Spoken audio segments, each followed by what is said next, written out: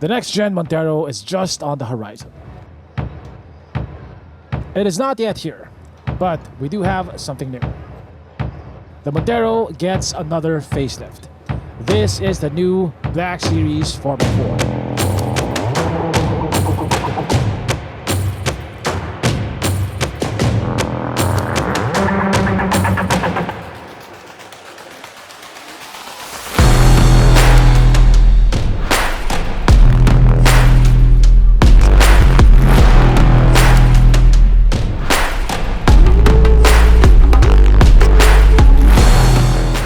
Is it still worth buying in 2024, 8 years after its initial release? Let's find out.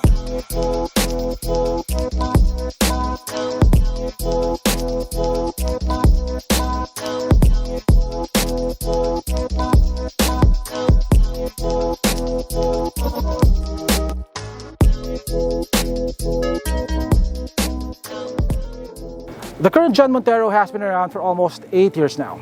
And a lot of us are waiting for the next Gen Montero based on the Triton, which may come out sometime next year.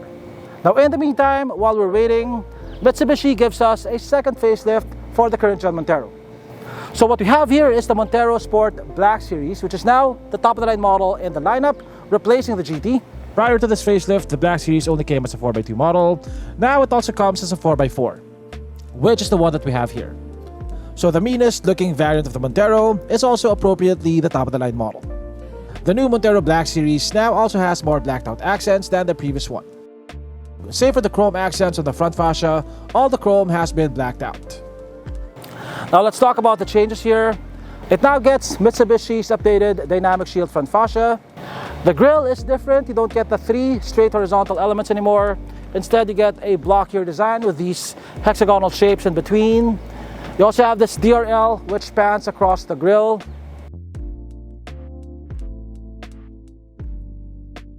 Now, since it's called the Black Series, the grille is blacked out. The faux skid plate is also blacked out. The headlights have also been updated. And on the Black Series, the inner part of the headlights are blacked out. You have headlight wipers over here, front parking sensors. The logo is also your radar unit. The Black Series comes with full ADAS, and your front camera is over there. Now, like the pre-facelift Black Series, this also comes with 18-inch wheels, but these have a different design. They're wrapped in 265 60 series Toyo open country tires. This gets disc brakes on all 4 corners. The suspension is unchanged to get double wishbones at the front and a rigid axle at the back. Like the Fortuner, the Everest, and the rest of the PPVs, the Montero has a body and frame design, which is ideal for improving payload and towing capacity. Since the Montero is based on a pickup platform, hence PPV, those two things are very important. Now looking at the under chassis here, there's pretty decent underbody protection, with most of the engine and transmission protected. And also there seems to be protection for the rear differential. It gets blacked out side mirrors with repeaters. You also have cameras over here for your 360 camera system. You get blacked out roof rails, you get blacked out door openers. This also comes with a smart locking system. To lock the vehicle, just press this button over here, and to unlock it, press it again. So you don't have to get the key out of your pocket. It doesn't have a proximity lock though, so it won't automatically lock itself when you leave the car. You have to manually press this button. Now there were rumors that this facelift would feature the new 4N16 engine of the new Triton, but that is not the case. Okay, so under the hood is the same 2.4 liter 4-cylinder engine as the older models. Now the engine is the same across the lineup from the GLS all the way to the Black Series. This puts out 179 horsepower and 430 Newton meters of torque. It's coupled to an 8-speed automatic transmission. The back end of the new Montero retains the improvements of the last facelift, including the shortened crying tail lamps. The only thing that's changed is the single chrome accent at the back, which is now blacked out. Now, the Black Series comes with a blacked out rear faux skid plate. This is also blacked out over here, and you get a blacked out spoiler. Of course, you get a rear wiper, and the Montero Sport Black Series comes with a power lift kit.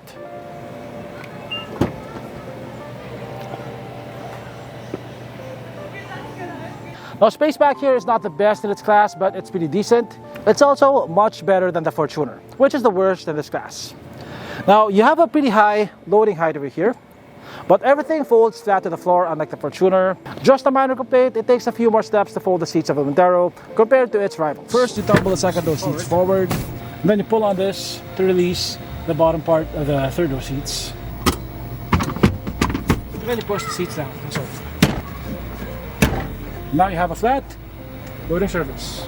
Now, putting the third row back up again is a bit more cumbersome as you have to lift the seat bottoms up first, which you can't do from the back. You have to reach in from the second row. Cargo space is 502 liters with the third row down and 1,400 liters with the second row seats down. Definitely more than enough space to fit our sponsor for today. There you go. Introducing the Pajero Sport Mobility Scooter. The world's most innovative mobility scooter. It folds into a small suitcase size and it has wheels so you can move it around like a trolley. It separates into two parts. It has leather seats and grips, an illuminated LCD dashboard, enhanced lighting for extra visibility. You can install optional armrests. It's perfect for seniors as it's easy to lift and unfolds in seconds.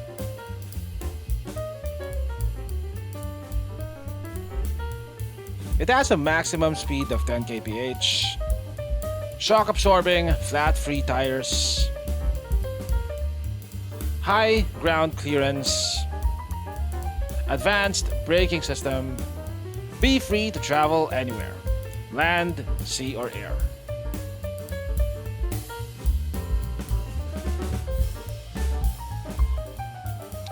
It has 20 kilometers of continuous driving range. Engineered with flair, designed with passion for performance. Be active, be free, be yourself. Pajero Sport, moving life.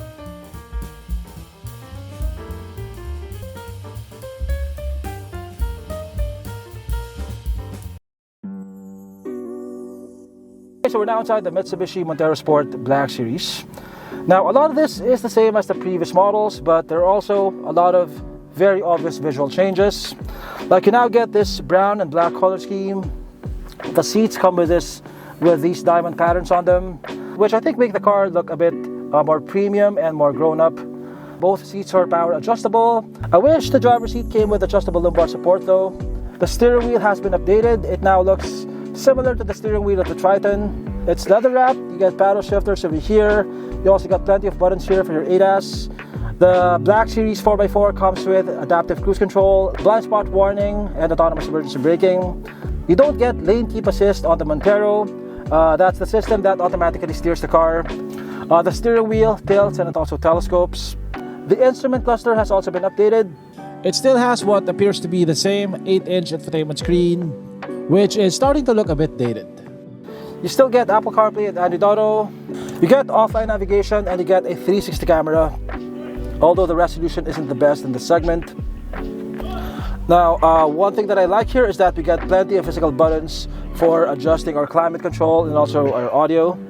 So this gets dual zone climate control, and we get physical knobs over here for adjusting the temperature and physical buttons for adjusting the fan speed.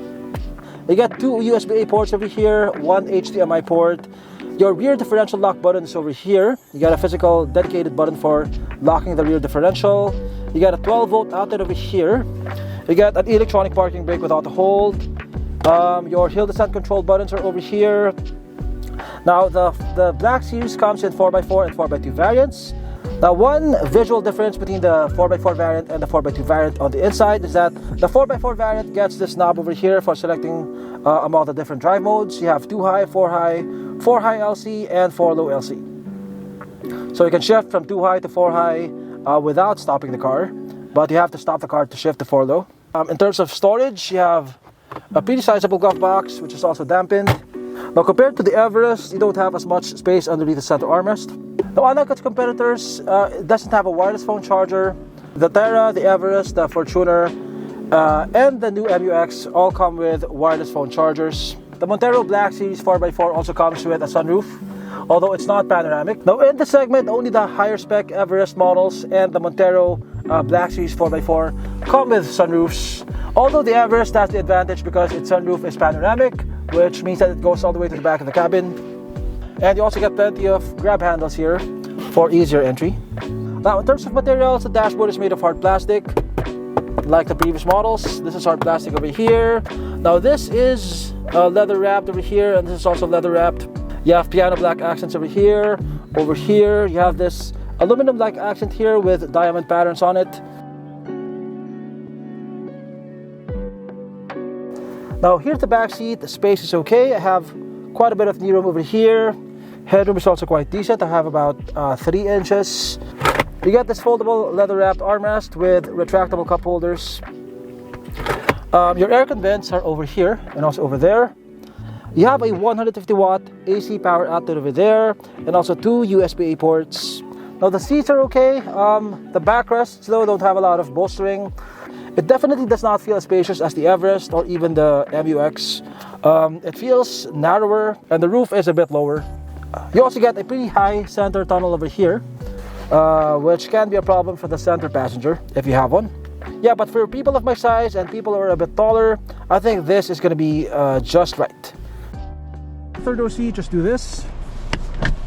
And the second row seat tumbles forward for easier entry. Okay, so here is my seating situation right now. Knee room is okay.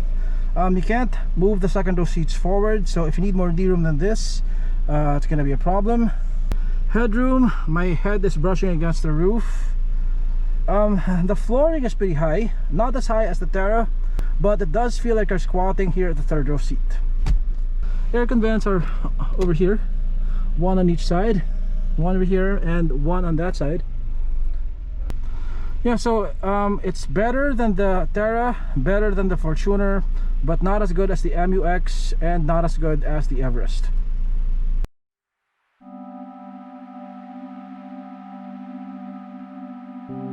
The Black Series 4x4 and 4x2 are quite similar in features and looks. The main reason why you would buy the 4x4 is that it allows you access to more types of terrain, from the urban jungles of Metro Manila to the actual jungles of Rizal.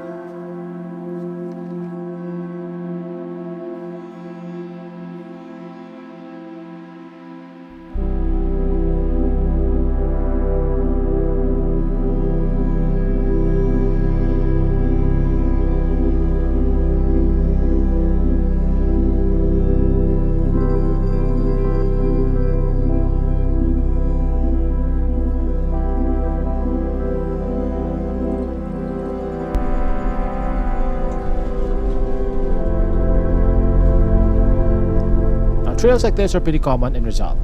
Sometimes you'd have to drive through these to get to certain resorts or camping areas, and having a 4x4 gives you the peace of mind that you'll be able to get through without getting stuck. Now, one advantage of the Montero over the MUX and the Fortuner is that it has a full-time 4-wheel drive system, so you can drive the Montero in 4-high even on asphalt. That's something that you shouldn't do on the MUX and the Fortuner unless you want to damage something. The Montero has a center locking diff, which when activated makes the Montero part-time 4-wheel drive like the Fortuner and the MUX. The Montero Sport has Mitsubishi Super Select 4-wheel drive system. So you have 4 different modes here. You have the 2-high, 4-high, 4-low LC, and 4-high LC. LC basically stands for locked center differential. So yeah, aside from having a locking rear differential, the Montero also has a locking center differential.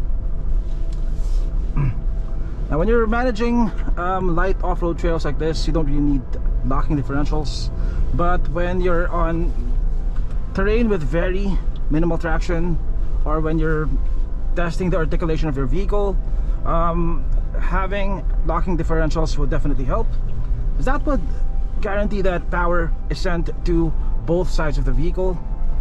Okay, so we're now back in concrete, so we'll shift back to 2-high. So you can use 2-high and 4-high on solid surfaces like this, but 4-high LC and 4-low LC are only for surfaces with loose traction.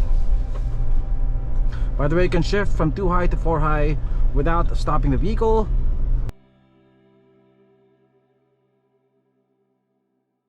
Okay, driving the Montero on these twisty mountain roads, you definitely feel quite a bit of body roll. Not as much as the Terra. It doesn't feel as flat as the Everest. Now, before there were rumors that the facelifted Montero would get the 4N16 engine, which is the same engine that the Triton uses, but this still gets the 4N15, which is the same engine as the pre-facelift models. Now, it's not the most refined engine in the segment. You do hear a lot of engine noise here.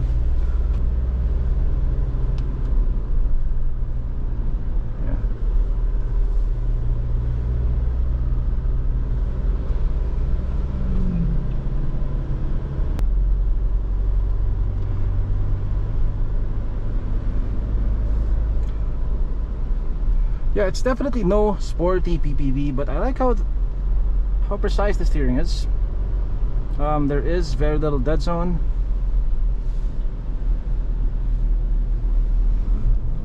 The steering ratio is not that quick, as expected in the segment. As you can see, I'm turning the steering wheel a lot to navigate these turns, but that's okay. It's a family car, not a sports SUV. Yeah, like I said, the engine is not the most quiet in the class. It's not as quiet as the Everest, not as quiet as the Terra, not as noisy as the Fortuner though, and I would say it's on par with the MUX, if not slightly quieter.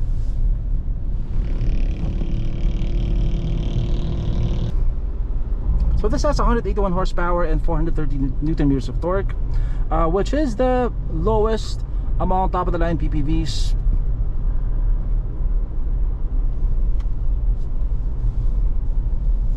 And yeah, it doesn't really feel quick. It's not lacking in pulling power, which is torque. Most of the torque is down low. You don't really gain much by revving the engine high. Yeah, because of the engine sound, you feel like the RPM is always higher than it actually is, so it feels like it's taking a while to shift.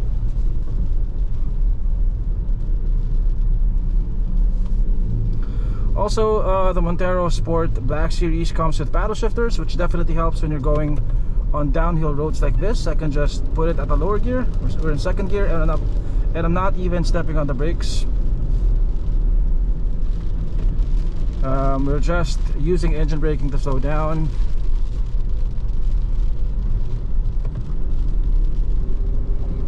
Shifting is pretty quick and it's almost imperceptible.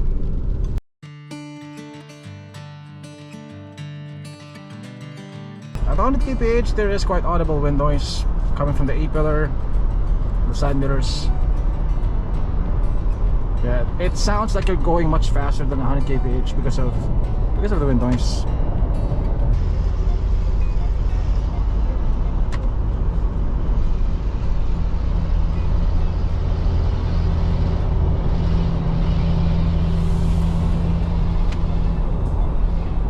Yeah, noise insulation isn't the best in its class. I could definitely hear that truck over there very audibly.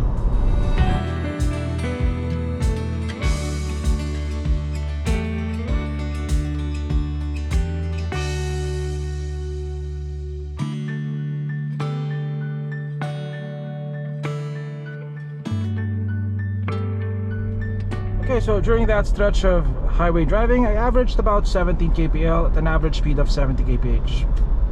Now obviously it's going to be difficult to compare the fuel economy numbers of different vehicles because traffic conditions are never exactly the same, but I try to make it as similar as possible, and the numbers that I'm getting here are better than the numbers that I got on the Terra and also the Everest 4x4. The MUX 4x4 though got slightly better numbers. Yeah, so it's about in the middle of the pack when it comes to fuel economy.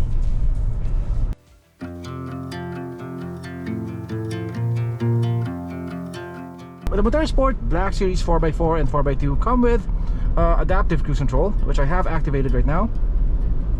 So as you can see, I'm not stepping on the brakes, I'm not stepping on the gas. The vehicle is automatically speeding up and slowing down depending on the speed of traffic ahead of me. There we go, it's speeding up now. A motorcycle is cutting in front of me. It's slowing down. So yeah, the adaptive cruise of the Montero has a minimum speed of 15 kph, or 13 kph rather, which means that you can't activate it below 13 kph. But unlike the Fortuner, which has a minimum speed of 30 kph, the adaptive cruise of the Montero will remain activated even if you go below the minimum speed. So it can guide you to a complete stop, unlike the Fortuner.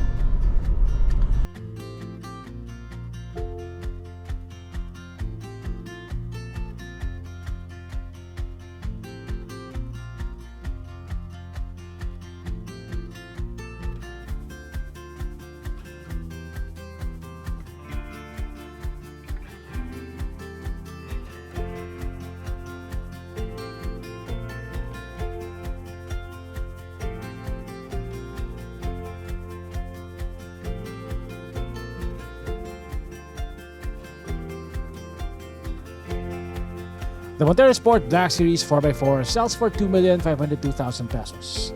Add 15,000 pesos if you want this white diamond color. It's just a bit less expensive than the Everest Titanium 4x4 and significantly less expensive than the Fortuner GRS.